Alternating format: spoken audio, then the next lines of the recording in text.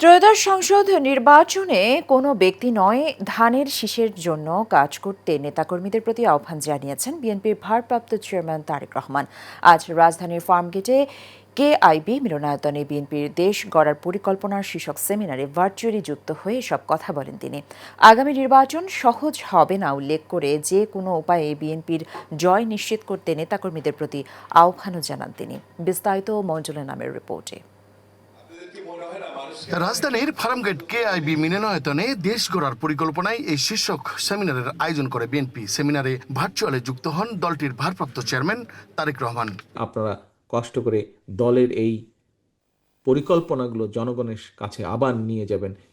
এ সময় বিএনপির ভারপ্রাপ্ত চেয়ারম্যান বলেন, দল যাকেই মনোনয়ন দিক না কেন সবাইকে ধানের শীষের জন্য কাজ করতে হবে। দল যার হাতেই ধানের শীষ দিয়েছে না কেন, আপনি থাকবেন ধানের শীষের পক্ষে, আপনি থাকবেন ধানের শীষের সাথে, আপনি থাকবেন। প্রার্থী আসবে, প্রার্থী যাবে, প্রার্থী চেঞ্জ হবে, প্রার্থী পর্যায়ক্রমে যাবে, ধানের শীষ রয়ে যাবে, দল রয়ে যাবে, আদর্শ রয়ে যাবে, পরিকল্পনা রয়ে যাবে দলের। কাজে আপনি ধানের শীষের পক্ষে কাজ করবেন। তারেক রহমান আরো বলেন, ত্রয়োদশ জাতীয় সংসদ নির্বাচনে জয়ের মধ্য দিয়ে দেশ গড়ার সার্বিক পরিকল্পনা বাস্তবায়ন করতে চায় বিএনপি। আমরা যখন তাদেরকে আইডিয়াগুলো দিয়েছি, তারা অনেক পরীক্ষা নিরীক্ষা করে আমাদেরকে বলেছেন আইডিয়াটি একদম এরকম না করে একটু এরকম করুন, তাহলে বাস্তবায়ন সম্ভব। আইডিয়াটি আর একটু এরকম করুন, তাহলে বাস্তবায়ন সম্ভব। অনেক মেধাবী মানুষ এর পিছনে কাজ করেছে। কাজেই এগুলোতে ব্যর্থ হবার কোনো কারণ নেই। ইনশাল্লাহ আমরা জনগণের সমর্থন নিয়ে সরকার গঠন করতে সক্ষম হলে এই কাজগুলো আমরা করব।